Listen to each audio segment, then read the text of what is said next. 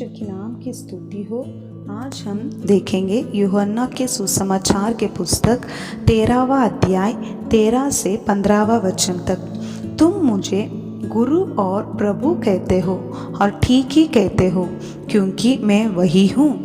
यदि मैंने प्रभु और गुरु होकर तुम्हारे पाँव धोए, तो तुम्हें भी एक दूसरे के पाँव धोना चाहिए, क्योंकि मैंने तुम्हें नमूना दिखा दिया है कि जैसा मैंने तुम्हारे साथ किया है, तुम भी वैसा ही किया करो। हालेलुया। यहाँ पर हम देखते हैं परमेश्वर के बच्चे कैसा सेवा करना चाहिए, किसकी बुनियादी में सेवा करना चाहिए। गलातियों के पुस्तक 5वां अध्याय 13वां वचन में लिखा है, प्रेम से एक दूसरे के दास बनो। हालेलुया। कैसा लिखा गया है? प्रेम से एक दूसरे के दास बनो। हमें दूसरों का सेवा प्रेम के साथ करना है। जब एक सेवा प्रेम के बुनियादी में बना जाएगा, वहाँ पर एक अलग निरालापन दिखाई देना लगता है। हालेलुया। हम प्रेम के साथ जो सेवा करते हैं, वहाँ पर एक अलग निरालापन हम देख सकते हैं। हम सभी को फ्लोरेंस नाइटिंगेल के बारे में पता है। वो बहन एक अच्छे देश में पैदा होकर, एक अच्छे घराने में पैदा होकर, उनके अंदर एक ऐसा बोझ आया।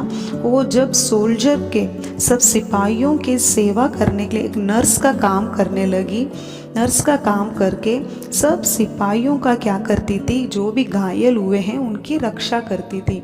उनको रक्षा करना खाली काफ़ी नहीं है, सिर्फ अपने देश के सिपाहियों का खाली नहीं, अगर दूसरे विरोध देश के सिपाही अगर घायल हो जाते थे तो उन्हें भी वो वैसे ही रक्षा करती थी। उनके घावों में दवाई डालना, उनको संभालना, इस सब में बहुत ही ध्यानपूर्वक से रक्षा करने का काम किया करते थे। और इनके साथ उन्होंने एक पूरा टीम बनाया। ये जो नाइटिंगेल है, जब तक जाकर नहीं सोते थे, जब सब घायल हुए सारे व्यक्ति अच्छे से सो गए क्या नहीं करके, हाथ में एक लैंप लेकर जाकर, एक दिया लेकर जाकर सब सिपाहियों को देखती थी कि सब लोग चैन से सो रहे हैं क्या। वो लोग चैन से सो रहे करके पता होने के बाद जाकर क्या करते थे, ये जाके रेस्ट लेते थे।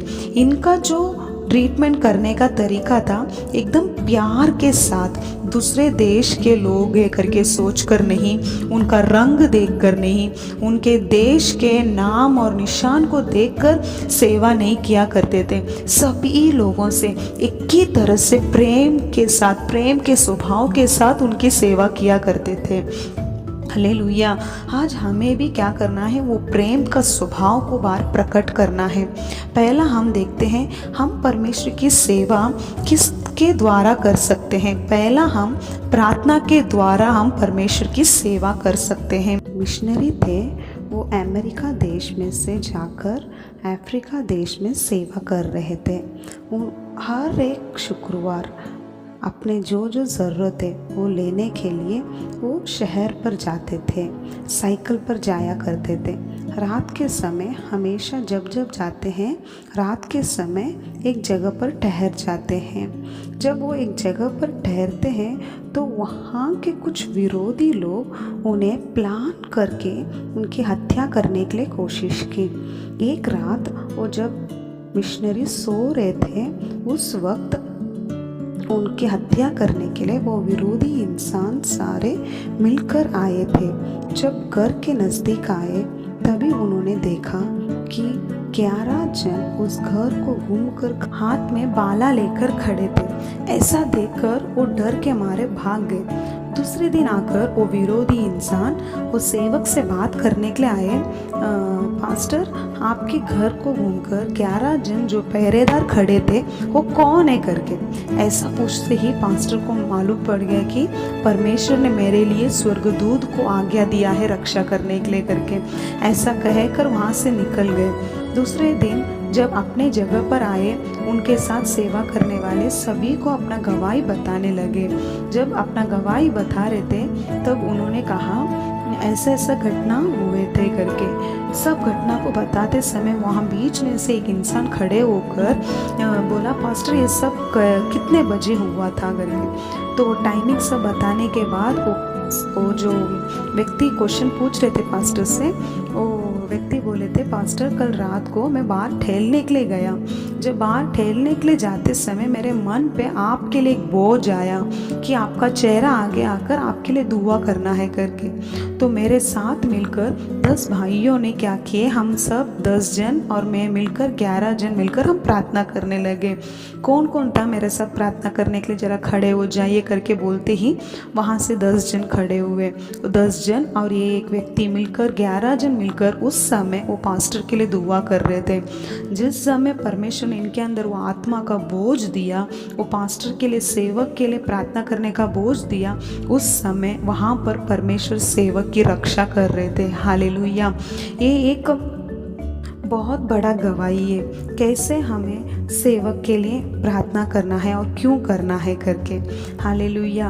हम किस किस के लिए प्रार्थना करना है, हमें हर एक सुसमाचार बताने वालों के लिए प्रार्थना करना है। सुसमाचार बताते समय बहुत विरोधी उठकर आते हैं, उनके लिए भी हमें प्रार्थना करना है। हर एक सेवा के लिए हमें प्रार्थना करना है।